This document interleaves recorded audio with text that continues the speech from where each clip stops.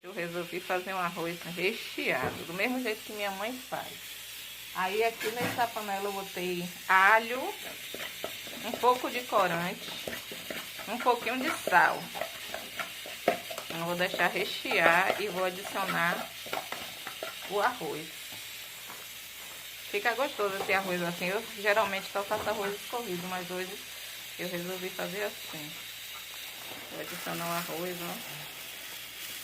Vou deixar refogar um pouco e botar água.